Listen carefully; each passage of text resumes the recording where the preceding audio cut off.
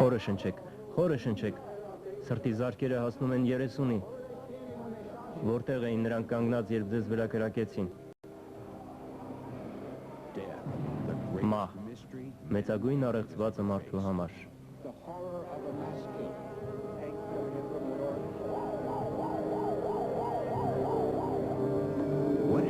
Ինչ է լինում, երբ մեռնում ենք,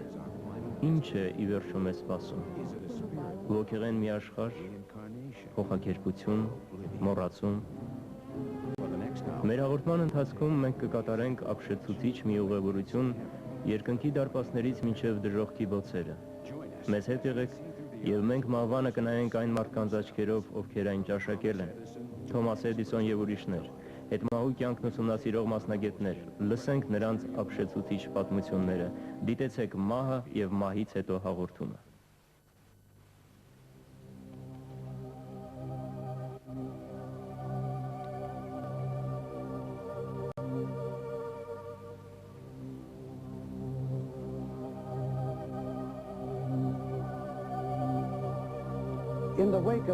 Այսօր հետմահու կյանքի պատկերն ամբողջանում է մեր առջև մաս առ մաս հավաքվող խճանկարի նման։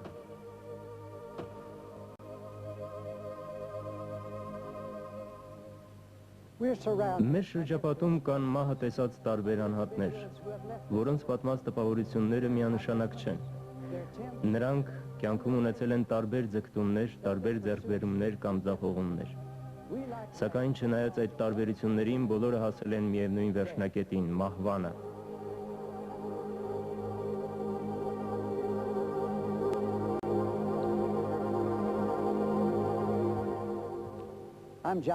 Ես Ջոն Օսթինն եմ։ Ես խոսել եմ մահը տեսած բազմաթիվ մարդկանց հետ։ Մահը մի երևույթ է, որից սովորաբար վախենում են, ձգտում են խուսափել, բայց ավաղ այն անխուսափելի է բոլորիս համար։ Ըստ ավանդական ըմբռնման, մահն այն դուռն է, որը տանում է դեպի դրախտ կամ դժոխք։ Այլոց կարծիքով մահը կամուրջ է դեպի փոխակերպություն կամ փոխադրում ավելի բարձր կեցության վիճակի։ Ուրիշները համարում են, որ մահը վերջն է, գոյության գիտականորեն ապացուցված ավարտը։ Նրանք գտնում են, որ հավատքը մարդկանց համար սոսկ բարոյական նշանակություն ունի կամ ինքնամխիթարման մի միջոց է մահվան տագնապը հաղթահարելու համար։ Շատերը չափազանց զբաղված լինելով այդ մասին նույնիսկ չեն էլ մտածում։ Զիգմունդ Ֆրոյդն ասել է. ըստ էության ոչ ոք իր մահվանը չի հավատում։ Յուրաքանչյուրի մեջ կա այն բնազդը, որ ինքը անմահ է։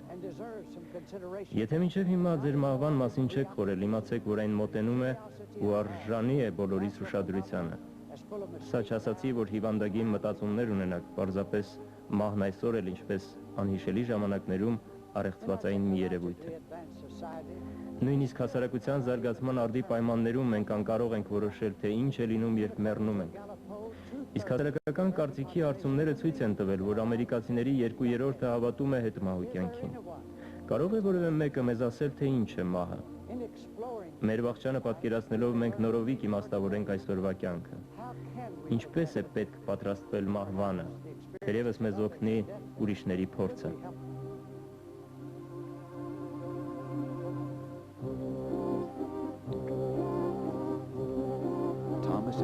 Թոմաս Էդիսոն, աշխարհահռչակ գյուտարար, ավելի քան 1000 հայտնագործությունների հեղինակ, որոնց թվում էլեկտրական լամպը, ֆոնոգրաֆը, միկրոֆոնը։ Նա, ում իր առաջին ուսուցիչն ասում էր, թե մարդ չի դառնա, իր զգալի հետքը թողեց մեր տեխնիկական առաջընթացի դարում։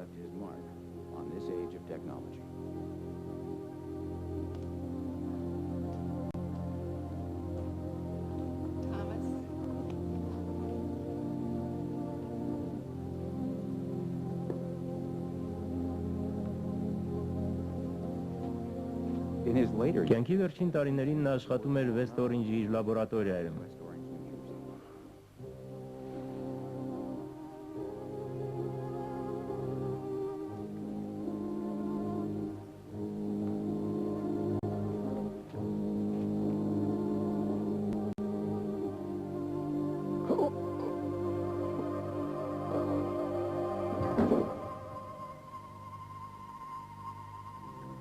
Դա պատահեց 1931 օգոստոսի 1-ին, աշխատանքի պահին։ Կոլապսից հետո պառկած էր իր տանը, մինչև որ հոկտեմբերի 14-ին կոմայի մեջ ընկավ, բայց նախքան այդ հասցրեց ասել հետևյալ խոսքերը. Բժիշկ, բժիշկ։ Ինչ եղավ։ Վերնայելով նա ասաց. Այնտեղ, այն կողմում շատ գեղեցիկ է։ Ինչ նկատի ուներ Էդիսոնը։ Ինչ որ պատուհանից երևացող տեսարան։ Ինչու ասաց այն կողմում։ Էդիսոնի բժիշկը հարցրեց, թե արդյոք մեծ գյուտարարի աչքին չէր երևացել մի տեսիլ։ Մեզ մնում է միայն ենթադրություններ անել։ Էդիսոնի մահվանից 3 օր հետո նախագահ Հուվերի կոչով միլիոնավոր ամերիկացիներ մարեցին իրենց տան լույսերը, որպես հարգանքի տուրք Ամերիկայի ամենափայլուն ուղեղներից մեկի հիշատակին։ Հետաքրքիր են մահվան դուռը հասած մարդկանց ապրումները։ Մահն ասես ժամանակի մի սառեցված պահ է, պատմության մեջ անջնջելի մի հետք։ Օրինակ, ամերիկացիների մեծ մասը լավ հիշում են, թե որտեղ էին, երբ ռադիոն հաղորդեց Քենեդիի սպանության լուրը։ Նրանց սրտով սարսուռ անցավ։ Չի մոռացվում նաև այնպիսի մարդկանց մահը, ինչպիսիք են մարդու իրավունքների պաշտպան Մարտին Լյութեր Քինգը, Ջոն Լենոնը։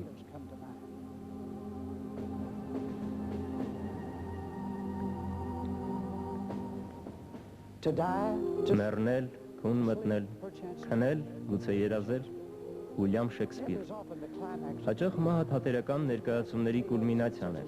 Համլետի, Ռոմեո Ջուլիետի նման դասական գործերով Շեքսպիրը անմահացրեց մահ երևույթ։ Շատ ֆիլմեր, բալետներ, օպերաներ կամ առասպելներ ավարտվում են հերոսների ողբերգական մահվամբ, իսկ ողջերին մնում է այդ մահվան վիշտը միայն։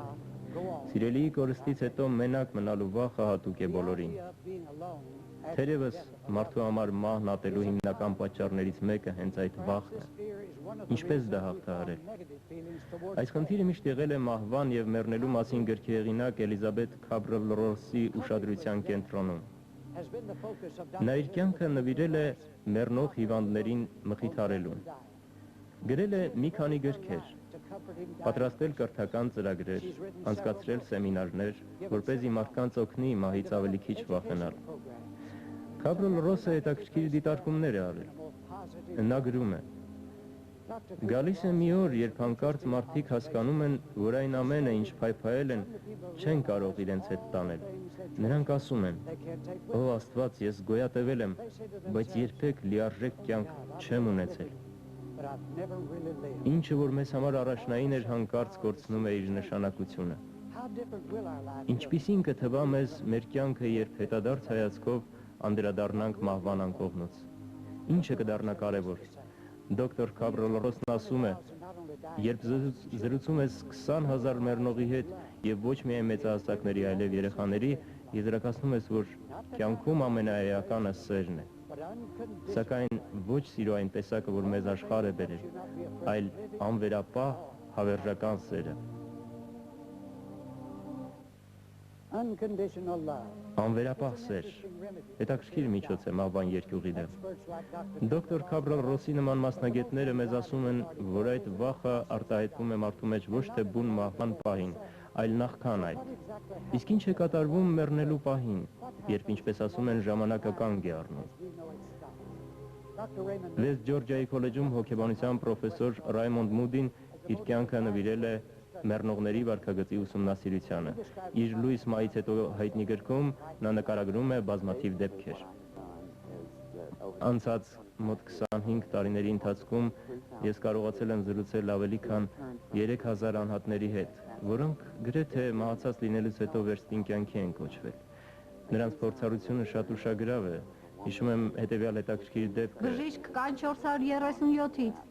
Վերակենդանացրի մի կնոջ, որի սիրտն ու թոքերը դադարել էին գործել։ Դա պատահեց լեղապարկի վիրահատությունից հետո։ Նրա փսխունքը կարմիր է։ Լավ, իսկ կենսական օրգանները։ Ստուգեք ճնշումը եւ մարդիկ կանչեք այստեղ։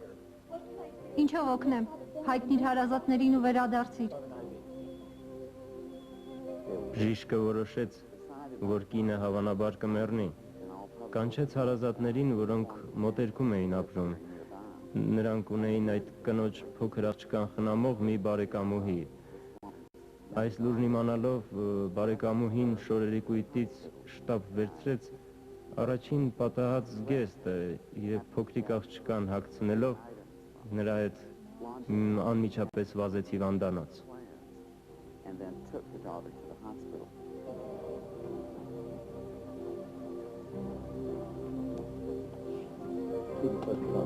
Բժիշկ սա Միսիս Թիլի աղջիկն է։ Բարև, ամեն ինչ լավ կլինի։ Բժիշկ նորից 437-ը։ Հիվանդասենյակներից մեկում փորձում էին նրան փրկել, թեպետ բժիշկն ու բուժքույրն այլևս հույս չունեին։ Բժիշկ անհույս է։ Իսկ կինը, զգալով, որ բժիշկն ու բուժքույրը անկարող են իրեն տեսնել կամ լսել, դուրս եկավ այն սենյակից, որտեղ ջանում էին վերակենդանացնել իր մարմինը։ Հիվանդանոցի սպասասրահում նա տեսավ անհամապատասխան շորեր հագած աղջկան եւ զարմացած փորձեց բարեկամուհուն հարցնել. «Ինչու է իմ աղջիկն այսպիսի շորերով»։ Բայց բարեկամուհին իհարկե նրան ոչ տեսնում էր, ոչ լսում։ Հետո, երբ հաջողվեց կնոջն ուշքի բերել, նա դիմեց բժշկին. «Ինչու էր իմ աղջիկը անհամապատասխան շորերով»։ Ինչպես։ Ով է հագցրել իմ աղջկան։ Ինչ։ Ով է նրան այդպես տանից դուրս բերել։ Կարծեմ, իմ բացակայության ընթացքում այստեղ մարդ չի մտել։ Այո, բժիշկ, ոչ ոք չի ներս եկել, բայց չեմ հասկանում։ Ինչպես։ Նա ինչպես իմացավ։ On occasion, Պարզվում է, որ մինչ այսպիսի հիվանդներին փորձում են վերակենդանացնել,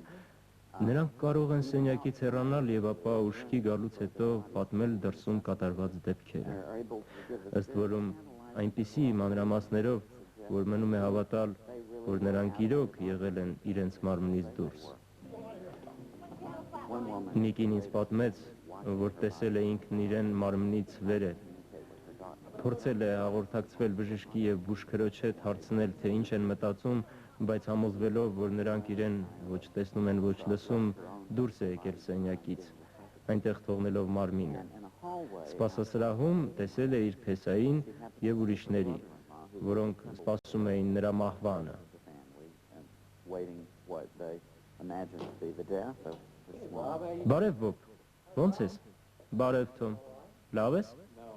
Չէ, շտապիտի քաղաքից չվեի կարևոր գործով, բայց քերոլը երևի ոտները տնկի։ Հիմա ես ստիպված եմ ցցվել նրա կողքին, որ դագաղը տանեմ։ Լավ բան չեղավ։ Այո, ես կարող եմ մեծ գումար կորցնել։ When she regained Երբ կնոջը փրկեցին եւ փեսան նրան այցելեց, նա ասաց. visit her, she confronted him with this. Ես քեզ լսեցի։ Լսեցիք։ Ինչ նկատի ունեք։ Երբ լսեցիք։ Չեմ հասկանում։ Երբ հաջորդ անգամ մեռնելու դինեմ Բոբ, կգնաս քո գործերով։ Այդպես ինձ համար ավելի լավ կլինի։ Ինչ։ Ես Ինչ նկատի ունեք։ ես ուրիշ դագաղ տանող կգտնեմ։ Այս ինչ խոսակցություն է։ Of course, many people Իհարկե, շատ մարդիկ լսելով նման դեպքերի մասին անմիջապես բացատրություն են պահանջում։ Եվ դա հասկանալի է։ supernatural. Քանզի հետմահու կյանքի գոյությունը անհավատալի է թվում։ Դժվարությունն այն է, որ գիտականորեն չի կարելի ապացուցել, որ մահից հետո կյանքը շարունակվում է։ Ուստի հետմահու Life after death գոյության ընդունումը դեռ մեծապես հիմնվում է սոսկ հավատքի վրա։ Կլինիկական մահ ապրածների վկայությունները, որքան էլ դրանք տպավորիչ լինեն, չեն կարող գիտական ապացույց համարվել։ Սակայն իմ կարծիքով, մինչև այժմ եղած պարզունակ գիտական բացատրությունները նույնպես բավարար չեն։ also Մեր բերած օրինակները ներկայացնում են շատ ավելի բարդ մի երևույթ, քան մարդկանց թմրանյութերի, դեղերի կամ հոգեբանական այլ գործոնների ազդեցության հետևանքով ունեցած տեսիլքները։ Դրանք նաև լոկ մարդկային երևակայության կամ իղձերի դրսևորումը չեն, քանի որ հոգեդարձը, ինչպես ցույց է տալիս փորձը, շատերի կյանքում իրոք դրական մեծ փոփոխությունների պատճառ է դարձել։ positive way, unlike. Ես չգիտեմ այս երևույթի վերջնական I բացատրությունը։ don't know what Կարող եմ միայն ասել, որ հավատում եմ դրան եւ իմ լսած վկայություններն ընդունում ուղղակիորեն։ I Հիշյալ մարդիկ իսկապես տեսել են այն, ինչ անվանում ենք հետմահու կյանք, Սա գիտականորեն ապացուցելի երևույթ չէ, սա ընդամենը իմ սուբյեկտիվ եզրակացությունն է 3000 հոգու հետ զրուցելուց հետո։ It's just my subjective impression after talking with 3,000 people who've been through this. Հետմահու կյանք, արդյոք սա ցնորք կամ կեղծիք չէ։ Մենք կարող ենք արհամարհել այն փաստը, որ բազմաթիվ մարդիկ մահացել են եւ ապա վերակենդանանալով պատմել իրենց հետ կատարվածը։ Դոկտոր Մուդիի շնորհիվ արևմուտքը ընտելացավ հոգեդարձի գաղափարին, բայց դա նրա հայտնագործությունը չէ։ Նմանատիպ նկարագրություններ կան տարբեր դարերի գրականության եւ արվեստի մեջ։ Օրինակ ոսկի համբարձում առ դրախտ նկարը, որը 15-րդ դարի գործ է, ներկայացնում է համբարձման այն 4 փուլերը, որոնց մասին խոսվում է Մուդիի գրքում. մարմնից դուրս գալը, անցումը թունելի միջով, թռիչքը դեպի պայծառ լույս եւ հայտնվելը երկնային էակների կողքին։ Ոսկից դեռ շատ առաջ, Քրիստոսի ծննդից հետո 800 թվականին գրված տիբետյան մեռյալների գրքում նույնպես տեղ են գտել համանման պատկերներ, եւ որոշ նկարագրություններ շատ նման են Մուդիի զրուցակիցների պատմություններին։ Գրական հնագույն երկերից մեկը եգիպտական մեռյալների գիրքն է, ստեղծված Քրիստոսից առաջ 3-րդ հազարամյակի կեսերին։ Սա աղոթների ու հմայախոսքերի մի ժողովածու է այն աշխարհ գնացողների համար։ Եգիպտական մշակույթի մեջ հետմահու կյանքի գաղափարն առանձնապես ուժեղ էր արտահայտված։ Փարավոններին թաղում էին մթերքի պաշարով եւ այլ պիտույքներով, նրանց հետ նույնիսկ կենդանի ստրուկներ էին թաղվում, որպեսզի մահից հետո իրենց տիրոջն ուղեկցեն։ Հետևաբար մահու անմահության մասին պատկերացումները ծագել են դեռ հնագույն ժամանակներում։ Նորություն չեն նաև այն դեպքերը, որոնց մասին պատմում է Մուդին։ Դա նրանց կոչեց հոգեդարձի փորձառություն։ Մուդիի գրքի հանդեպ բժիշկների վերաբերմունքին դժվար է գնահատական տալ։ Նրանցից շատերն առհասարակ չեն ուզում առնչվել հոգևոր ոլորտի հետ։ Բայց ինչը դրդեց Մուդիին զբաղվել այդ ուսումնասիրությամբ։ Երբ նա Վիրջինիայի համալսարանի ուսանող էր, նրա պրոֆեսորը պատմեց կլինիկական մահ ապրած մի հոգեբուժի մասին, որի կյանքը դրանից հետո դրամատիկորեն փոխվել էր։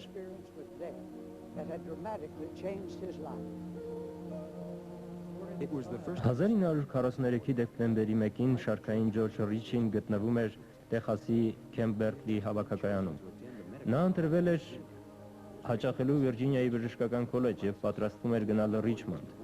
Սակայն գնացքի մեկնելու օրվանից մեկ շաբաթ առաջ Ռիչին շնչառական ծանր հիվանդությամբ տեղափոխվեց հիվանդանոց։ Մեկնելու նախորդ օրը նրա վիճակը վատացավ։ Նա հուսահատորեն փորձում էր իրեն համոզել, թե առողջ է։ Այդ շաբաթ Քեմբերլից Ռիչմոնդ ուրիշ գնացք չէր լինելու, եւ բաց թողնելով այն Ռիչին ամենայն հավանականությամբ կզրկվեր բժշկական քոլեջում սովորելու հնարավորությունից։ Նա ամբողջ գիշեր հազինոպաներ ու բարձր տաքություն ունեցավ։ Պարզ էր, որ դրությունը լուրջ է։ Հանկարծ տաքությունը չափից ավելի բարձրացավ։ Ռիչին արդեն բժշկական որոշ գիտելիքներ ուներ, ուստի տեսնելով ջերմաչափի ցուցմունքը սարսափեց։ Շտապօգնության խումբը նրան տարավ ռենտգենյան հետազոտման։ Շուտով կտրուկ իջավ նրա արյան ճնշումը եւ հաջորդ 24 ժամվա ընթացքում նրա վիճակը անհուսալի դարձավ։ Ի վերջո Ռիչին մեռած համարեցին եւ քարտի մեջ նշվեց։ Մահացել է թոքերի երկկողմանի սուր բորբոքումից։ Սպան հրամայեց պատրաստվել նրան դիարան տանելու։ Թե ինչ եղավ հետո կիմանաք Ջորջ Ռիչիից։ From there, George Ritchie tells of what he experienced during the time that he was pronounced dead. Այժմ ես ձեզ կպատմեմ իմ անձնական փորձառությունը։ Ես գիտեի, որ գնացքը բաց եմ թողել, ուստի այդ մութ սենյակում փնտրեցի համազգեստս։ Չգտնելով որոշեցի, որ այլևս ժամանակ չունեմ։ Շտապ սենյակից դուրս եկա։ Երբ անցնում էի միջանցքով, հանկարծ դիմացս հայտնվեց հիվանդապահը։ Ուզեցի նրան զգուշացնել, որ բախվելու ենք, բայց նա անցավ իմ միջով։ Ցնցվեցի, սակայն հիշելով, որ շտապում եմ Ռիչմոնդ, ճանապարհը շարունակեցի։ Դրսում հայտնվելուց պես հանկարծ պոկվեցի գետնից ու սկսեցի անհավատալի արագությամբ թռչել։ Մերթ 500 ոտնաչափ, մերթ 500 յարդ բարձրության վրա։ Վերջապես հասա մեծ գետին, որի մյուս կողմում քաղաք տեսա։ Ցած իջա գիշերային մի սրճարանի առջև, քանի որ մեկը պատրաստվում էր մտնել այնտեղ։ Իսկ ես ուզում էի նրան հարցնել, թե արդյոք ճիշտ եմ գնում դեպի Ռիչմոնդ։ Այս ինչ քաղաք է։ Ներողություն, պարոն, չեք ասի, թե սա ինչ քաղաք է։ Ես գնում էի Ռիչմոնդ, բայց երևի մոլորվել եմ, խնդրում եմ։ Դա երկրորդ մարդն էր, որ ինձ ոչ լսում էր, ոչ տեսնում։ Փորձեցի հենվել հեռագրալարին, բայց այն անցավ ձեռքիս միջով։ Հետո հանկարծ ինձ ցնցեց այս միտքը. Քեմփ Բերկլիի հիվանդանոցի մահճակալին ես թողել եմ մի բան, որին պետք է շտապ նորից տեր դառնալ։ Այդ ժամանակ արեցի մյուս կարևորագույն հայտնագործությունը, երբ գտնվում ես մարմնիցդ դուրս, գնում ես այնտեղ, ուր հոգիդ ձգում է, եւ ժամանակ ու տարածություն մեր ըմբռնմամբ գոյություն չունեն։ Անձի շատ շուտով, գրեթե նույն պահին նորից հայտնվեցի հիվանդանոցում։ Բայց ցավալի սխալ էի արել։ Չէի նայել, թե որ բաժանմունքից, առավել ևս որ սենյակից եմ դուրս գալիս։ Տեսնում էի մահճակալներին պառկած զինվորների։ Մեզ թվում է, թե ճանաչում ենք մեզ, սակայն դա այդպես չէ։ Մենք երբեք մեզ դրսից չենք տեսել, այլ միայն հայելի կոչվածի մեջ։ Ես նայում էի ինձ նման բազմաթիվ զինվորների, բայց ոչ մեկի մատին չկար իմ մատանին։ Գնում էի բաժանմունքից բաժանմունք, սենյակից սենյակ, փորձելով ինձ գտնել եւ ավելի ու ավելի էի հուսահատվում։ Ի վերջո գտնելով մեկուսի սենյակը, այնտեղ տեսա սավանով ծածկված իմ մարմինը։ Հասկացա, որ այդ ես եմ, որովհետև ճանաչեցի մատանին։ Դա յուրահատուկ մատանի էր, չէի կարող սխալվել։ Ես շվարեցի։ Ո ոչ, ոչ, խնդրում եմ։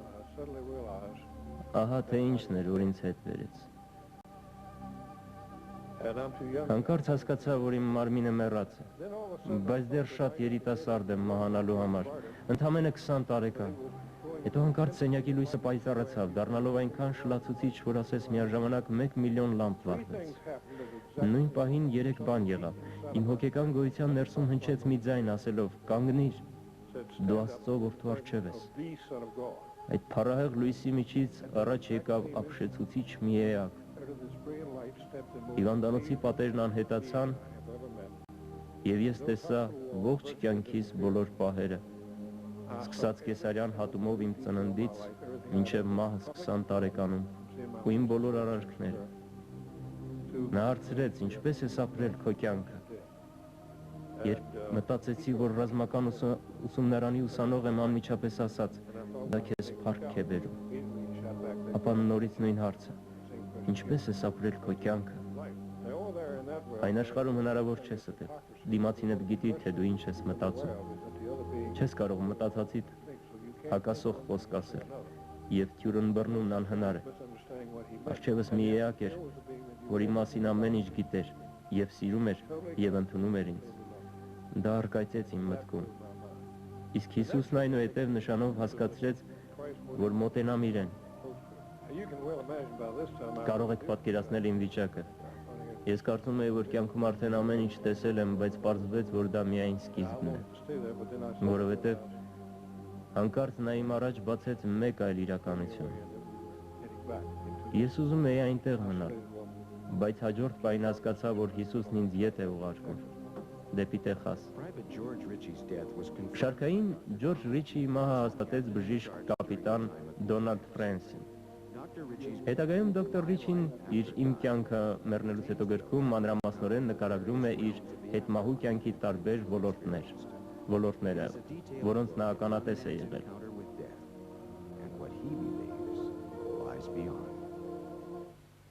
Գելափի հարցումները ցույց են տալիս, որ հետմահու կյանքին հավատում է գիտնականների 16%, սակայն ընդհանուր հասարակական կարծիքի հարցման արդյունքներով մարդկանց 67%-ը հավատում է դրան։ Իսկ ինչ կլինի, եթե պարզվի, որ առաջարկված գիտական կամ բժշկական բացատրություններից ոչ մեկը բավարար չէ։ Դոկտոր Մայքլ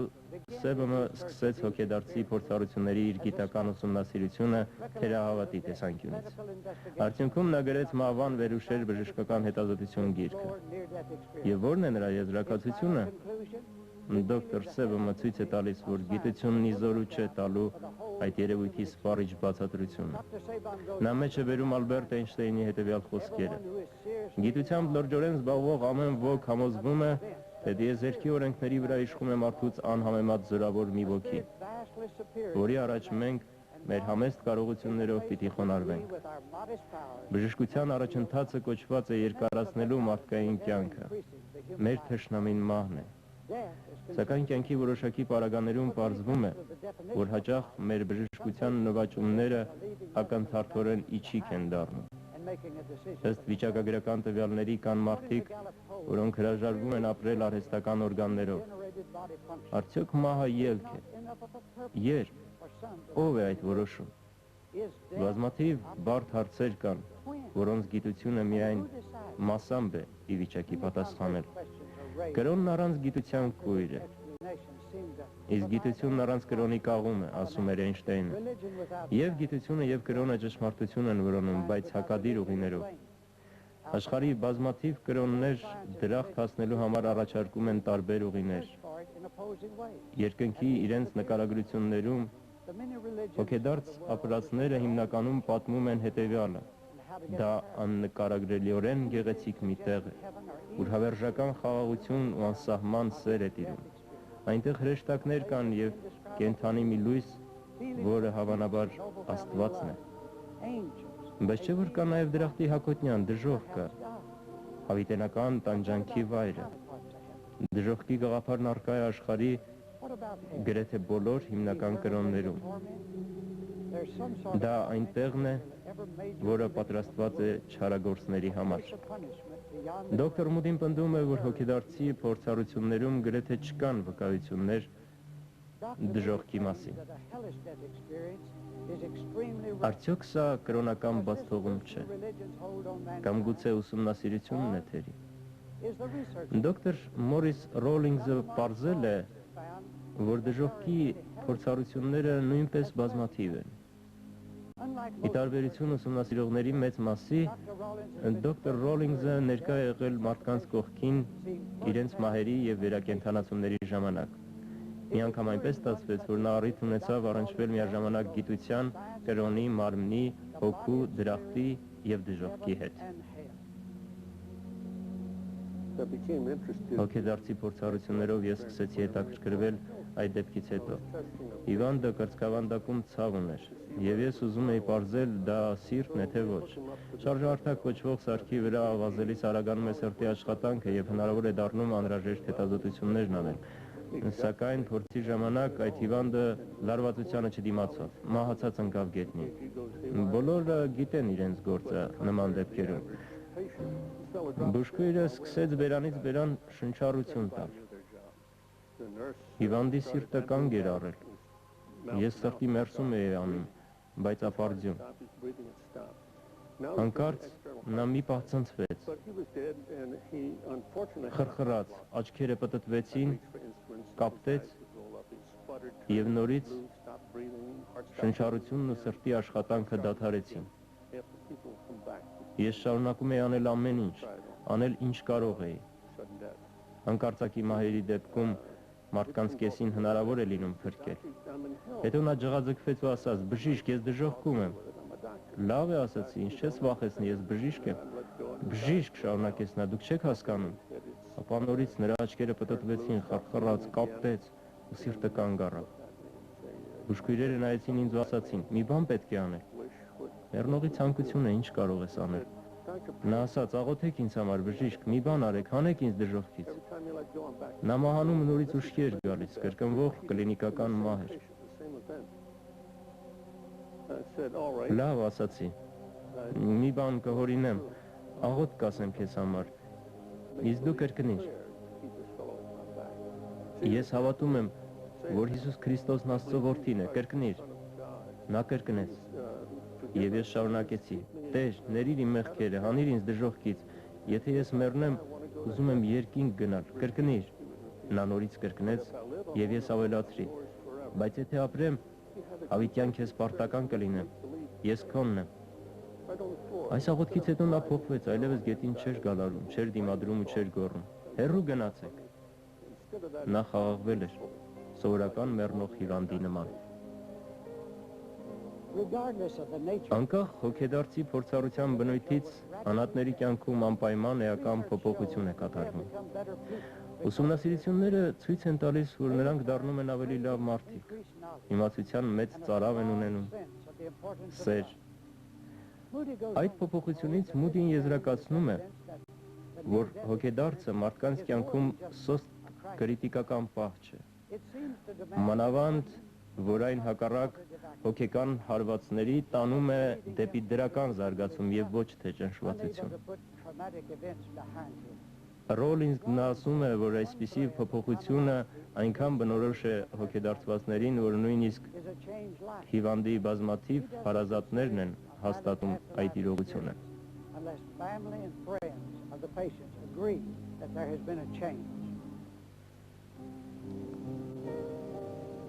The story of Kenneth Hagin Տպավորիչ է Քենեթ Հեյգինի պատմությունը։ in April of 19 1933-ի ապրիլին նա անկողին ընկավ։ he had been ill with Նա ի ծնե սրտի արատ ուներ։ on the evening Այդ օրը երեկոյան Հեյգինի վիճակը ծանրացավ։ his friend Ընտանիքի անդամները հավաքվել էին նրա կողքին ու սպասում էին բժշկին։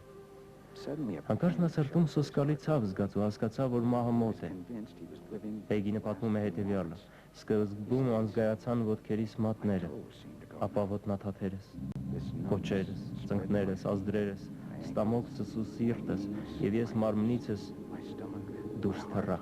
and I leaped out of my body. I knew I was outside of my Գիտեի, որ մարմնից մեջ չեմ, սենյակում տեսնում էի հարազատներիս, բայց նրանց հետ հաղորդակցվել չէի կարողանում։ As he tried to communicate with his family members, he felt himself leaving the room. Մինչ նա փորձում էր հարազատների հետ խոսել, հանկարծ զգաց, որ սենյակից դուրս է գալիս Hagen ու claims խորասուզվում մի խոր հորի he մեջ։ could see the lights of Earth Հեյգինը պատմում է, and was որ eventually covered by վար իջնելու ժամանակ տեսնում էր, թե ինչպես են երկրի լույսերը իրենից հեռանում, մինչև որ նա պարուրվեց խավարով։ Երբ մոտենում էր հատակին, շուրջը նարնջագույն բոցեր հայտնվեցին։ Իր կարծիքով դա դժոխքի դարպասներն էին։ Մի ուժ նրան մագնիսի նման ցած էր քաշում, թեպետ նա դիմադրում էր։ Հեյգինի մեջ տպավորվել է, որ հորի հատակում իրեն դիմավորում էր մի արարած։ Ես չնայեցի նրան, հայացքս բևեռված էր դարպասներին։ Երբ այդ արարածը ճանկեց Հեյգինին, հանկարծ որոտի նման մի ձայն լսվեց։ Արարածն իսկույն թողեց նրան եւ նա զգաց, որ գնում է դեպի լույսը։ and he felt himself pulled towards the light. Տատիկ, Տղաս ողջ ես։ տատիկ, նորից գնում եմ։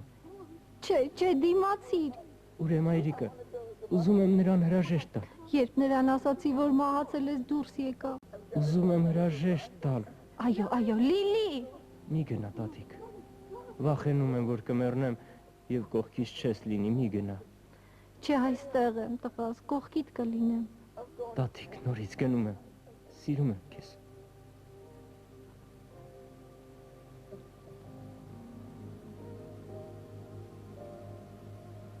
Hagen states this Հեյգինն ասում է, որ դա կրկնվեց երիցս։ the third time, Երրորդ անգամ նա կարծեց, թե այդ ամենը մղձավանջ է, but as the սակայն հենց որ նրան պարուրող խավարը կլանեց, հասկացավ, որ դժոխային այդ վայրն իրական է։ darkness, Նա մթության մեջ աղաղակեց. Աստված, ես եկեղեցուն եմ պատկանում, ես մկրտված եմ։ once again, he Նա դարձյալ հորի հատակում էր։ Տեսավ դարպասներն ու այն արարածին։ but again, just like the Եվ նորից լսեց որոտի նման ձայնը։ I don't know, Ես չգիտեմ, թե նա ինչ ասաց, բայց նրա խոսքից հետո այդ տեղը ցնցվեց։ just tremble. Հեյգինը հիշում է, Hagen remembers որ վեր բարձրանալիս աղոթում էր. Աստված, անուն Հիսուս Քրիստոսի գալիս եմ քեզ մոտ, ների՛ր իմ մեղքերը, խնդրում եմ։ I ask you to forgive me of my Եվ ուզում եմ իմանալ, ասում է Հեյգինը, որ այդ ժամանակ կարծես կրծքիցս 2 տոննա բեռ ընկավ։ Dr. Kenneth Hagen Դոկտոր Քենեթ Հեյգինը չմահացավ։ Նա ապաքինվեց եւ այժմ հայտնի է որպես Ռեմա աստվածաշնչյան դպրոցի հիմնադիր եւ նախագահ։ Արդյոք մահին հաջորդում է դժոխքը։ Որտեղ է այն։ Արդյոք դժոխքի բոցերն իրական են։ Ով է գնում դժոխք։ Ըստ որոշ կրոնների մարդու վերջը նախքան մահը գաղտնիք է։ Իսկ հնարավոր է արդյոք նախապես որևէ կերպ ազդել մեր հետագա ճակատագրի վրա։ թե մենք անզոր ենք և կարող ենք ցանկացած ժամանակ դժոխք ընկնել։ Կա դրանից խուսափելու եղանակ։ Մահվան ու վերակենդանացման բոլոր դեպքերի մեջ միայն մի բան է ամենափաստացին։ Միայն մի մարդ կարողացավ տիրել իր մահվան։ Նա ասաց, թե ինչպես է մեռնելու և այլ աշխարհից մեզ հետ հաղորդակցվելու։ Իհարկե մարդիկ թերահավատ գտնվեցին, նույնիսկ նրա ամենամտերիմները։ Այդ մարդը Հիսուս Քրիստոսն էր։ Հիսուսին խաչեցին ուրբաթ օրը, բայց նրա թաղումը հետաձգվեց, քանի որ հաջորդ օրը շաբաթ էր։ Այնուհետև կիրակի օրվա վաղ առավոտյան երկու կին եկան նրա դամբարանի մոտ և ապշեցին այնտեղ հրեշտակ տեսնելով։ Այնուհետև հանդիպեցին ճերմակ շորերով մեկին և ճանաչելով Հիսուսին ընկան գետին ու երկրպագեցին նրան։ Իսկ նա ասաց, որ գնան և իրենց տեսածը պատմեն իր աշակերտներին։ Հետաքրքիր է, որ Հիսուսի մահվան, թաղման, դատարկ դամբանի և հարությանն առնչվող բոլոր դրվագներում գործող անձինք կանայք են։ Սա տարօրինակ իրողություն է այն առումով, որ գիտենք, թե առաջին դարերում կանանց ինչպես էին վերաբերում։ Այսօր կինն ու տղամարդը հավասար են, կնոջ ու տղամարդու խոսքերը նույն արժեքն ունեն, բայց միջին արևելքի երկրներում դա անշուշտ այդպես չէր։ Այլ կերպ ասած, եթե վաղ քրիստոնյաները ուզեին հորինել Հիսուսի հարության պատմությունը, նրանք որպես առաջին ականատեսներ կանանց չէին ընտրի, որովհետև նրանց վկայությունները լրջորեն չէին ընդունվի։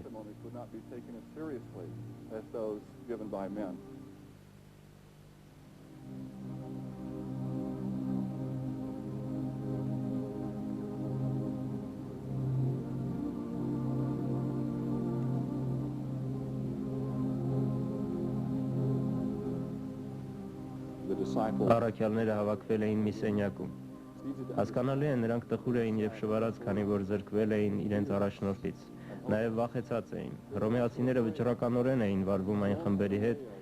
որոնք կարող էին անախորժություններ պատճառել։ Նախ բնում ու սպանում էին առաջնորդին, ապա ցրում հետևորդներին։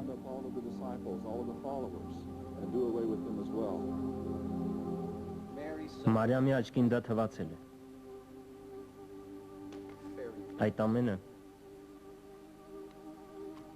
Այդ ամենը հեքիաթներ են։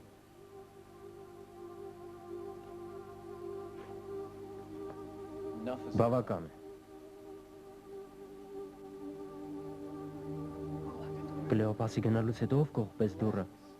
Մարիամին հանգիստ թողեք։ Նա մերոնցից մեկն է։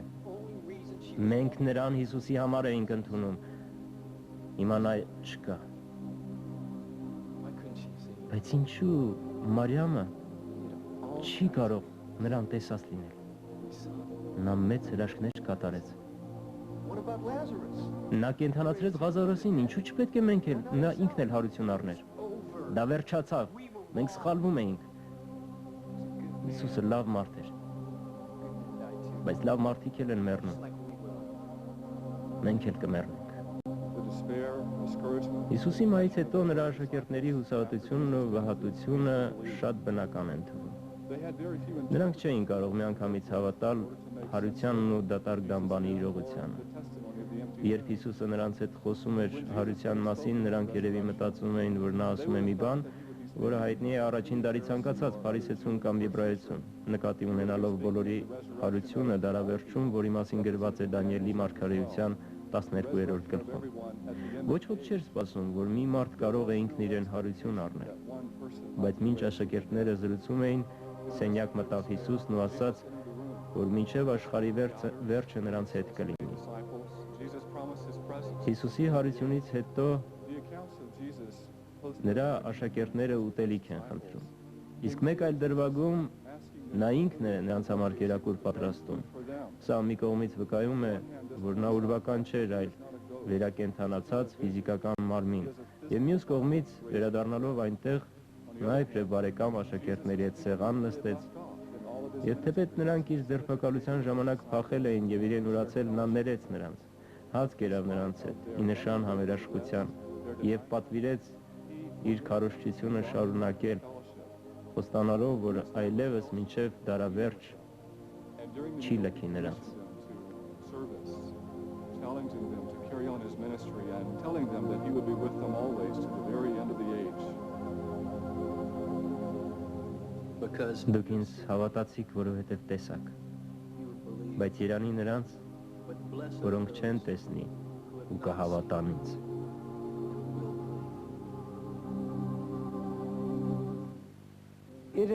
Հարությունն այն պահն է, երբ հաստատվում է կրոնական հավատալիքի ճշմարտացիությունը։ Մենք անդրադարձանք մահվան և հոգեդարձի փորձառությունների։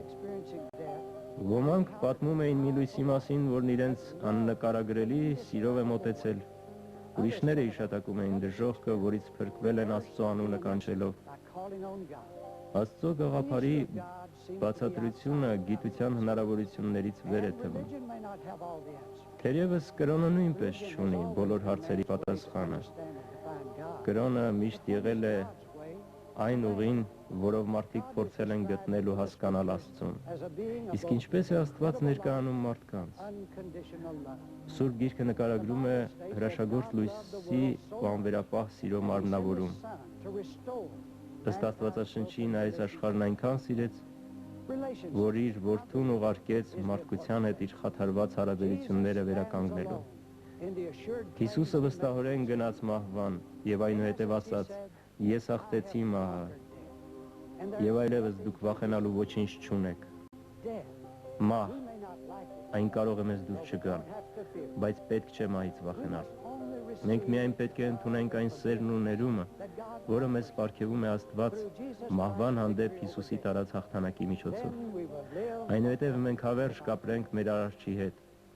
Բոլորն են մեռնում։ Դուք նույնպես կմեռնեք։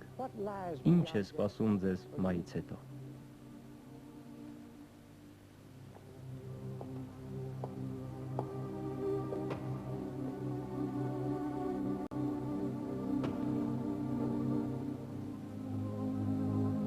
Հիսուսն ասաց, որովհետև Աստված այնպես սիրեց աշխարհը, որ իր միածին որդուն տվեց,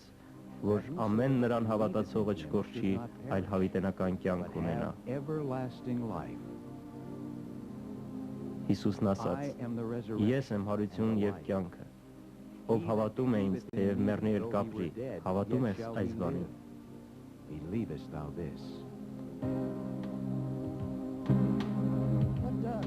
Ինչ է ձեզ սպասում մահից հետո։ Եկեք խոսենք այդ մասին։ Ուսումնասիրությունը ցույց է տալիս, որ շատ անհատներ, ինչպես նախկինում, այնպես էլ վերջերս, առիթ են ունեցել գտնվելու հետմահու ոլորտներում։ Շատերը Ջորջ Ռիչիի նման վերակենդանացել են, որպեսզի պատմեն մի տեղի մասին, որտեղ հավերժական խաղաղություն է իշխում և անվերապահ սեր։ Նրանք ոչ միայն այցելեցին այդ տեղը, այլև կյանքի վերադառնալով սկսեցին ապրել ավելի երջանիկ,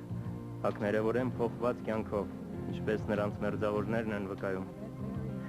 Ուրիշները, ինչպես Քենեթ Հեյգինը կամ դոկտոր Ռոլինգզի հիվանդը, վկայում են հոգեդարձի բացասական փորձառություն, տանջանքի ձայներ, հսկա բոցեր, անտանելի տապ։ Հարց է ծագում. ում հավատալ։ Հետմահու կյանքը երազանք կամ գուցե մղձավանջը։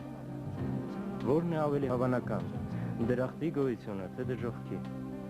Կամ գուցե երկուսն էլ իրողություն են և սոսկ ճակատագիրն է որոշում, թե ուր է ընկնելու մահացողը։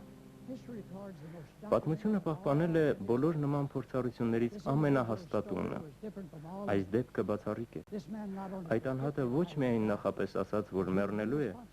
այլև թե ում ձեռքով ու ինչպես։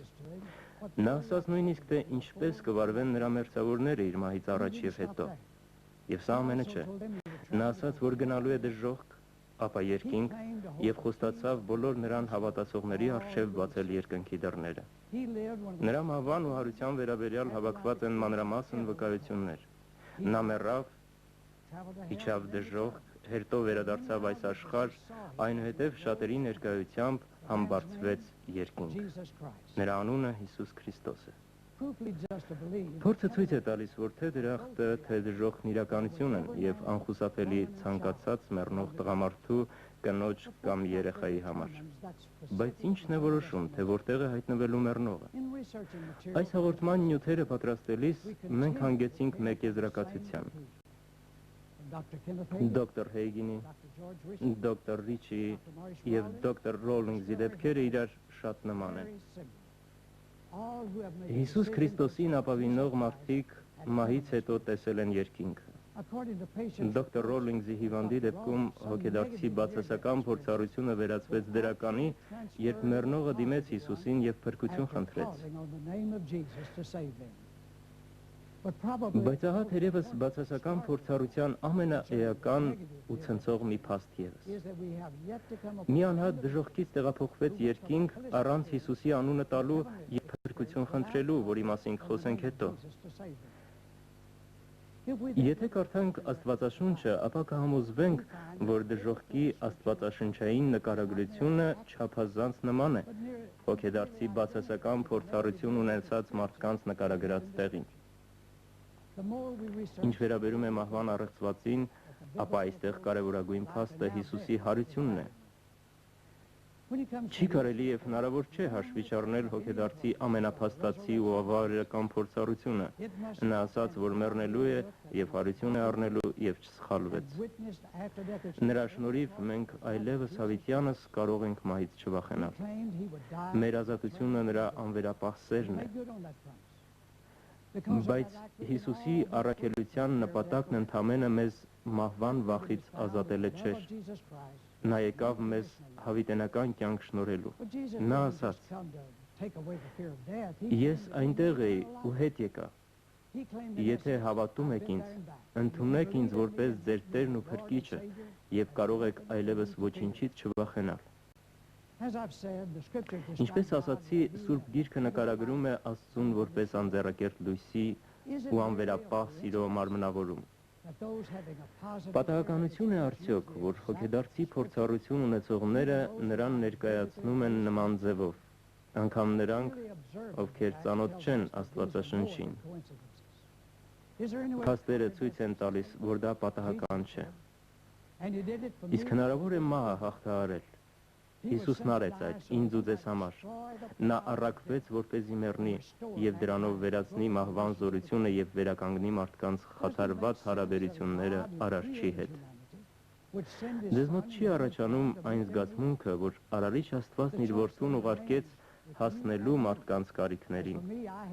Ես արդեն ընտրել եմ իմ Տիրոջը, Հիսուսին, եւ պատրաստ եմ թե ապրելու, թե մեռնելու։ Այժմ ձեր ընտրության ժամանակն է։ Աստված խոստացավ. ով որ կանչի Տեր Հիսուս Քրիստոսի անունը, կփրկվի։ Մտածեք այդ մասին։ Ով էլ լինեք, դուք կարող եք փրկվել։ Կրոնը անմիջական կապ է Աստծո հետ։ Այժմ չէիք ուզի աղոթել ինձ հետ։ Աստված ուզում է ներել ձեր մեղքերը, մաքրել ձեզ բոլոր ձեր չար արարքներից։ Նա ձեզ այնքան սիրեց, որ իր որդուն ուղարկեց այս աշխարհ խաչի վրա մեռնելու ձեր փոխարեն։ Հիսուսն իր վրա վերցրեց ձեր մեղքերը, պատիժն ու մահը։ Իջավ երկրի ստորին ոլորտները, որպեսզի դուք փրկվեք։ Նա վերացրեց ձեզ սպառնացող Աստծոցասումը եւ հրաշք կատարվեց։ Երրորդ օրն Աստված նրան հարություն տվեց։ Հիսուսը համբարձվեց երկինք ու նստեց իր հոր աջ կողմում։ Եվ հիմա նա կարող է փրկել բոլոր իրեն հավատացողներին։ Մի օր մենք բոլորս մեռնելու ենք։ Դուք նույնպես։ Բայց ինչ է ձեզ սպասում մայից հետո։ Աստվածաշունչն ասում է, որ Աստված չի ուզում, որ որևէ մեկը մեռնի ու հավիտյան կորստյան մատնվի։ Նա ուզում է, որ բոլորը փրկվեն։ Նա այնքան սիրեց ձեզ ու ողջ աշխարհը, որ զոհեց իր միածին որդուն, որպեսզի դուք, եթե հավատաք ու կանչեք նրան, չտանջվեք դժոխքում, այլ հավիտենական կյանք ունենաք։ Ուրեմն լսեցեք Աստծո խոսքը, այն փառավոր է։ Աստված իր որդուն այս աշխարհ ուղարկեց ոչ թե ձեզ դատապարտելու, այլ փրկելու համար։ Եվ Հիսուս հրաշալի պատգամ տվեց. եկեք ինձ մոտ, բոլոր հոգնածներ եւ բեռնվածներ, եւ ես կհանգստացնեմ ձեզ։ Եթե ուզում եք, որ ձեր սիրտը խաղաղվի, ձեր մեղքերը ներվեն, ազատվեք մահվան վախից եւ հավերժական կյանք ունենաք, ապա ասեք այս պարզ աղոթքը։ Կարող եք աղոթել սրտում կամ բարձրաձայն։ Մենք կխնդրենք, որ Աստված ձեզ լսի։ Ասացեք հետևյալ խոսքերը. Ով Աստված, դու գիտես, որ մեղավոր եմ։ Տեր, ես խնդրում եմ քեզ, քո որդու միջոցով փրկիր ինձ։ Ես հավատում եմ, որ Հիսուս Աստծո որդին է։ Հավատում եմ, որ նա ինձ համար մեռավ ու հարություն առավ։ Հիսուս, խնդրում եմ, մտիր իմ սիրտը, եղիր ինձ Տեր եւ փրկիչ, իշխիր իմ կյանքին։ Շնորհակալ եմ քեզ, Տեր Հիսուս։ Հավատում եմ, որ լսեցիր ինձ։ Այժմ ես քոնն եմ։ Քեզ եմ վստահում իմ փրկությունը։ Աստված, լսիր ինձ երկնքում, որպեսզի Հիսուսը դառնա իմ Տերն ու Փրկիչը եւ պատրաստի ինձ նոր կյանքի եւ մահվան համար։ Այս խնդրում եմ Հիսուսի անունով։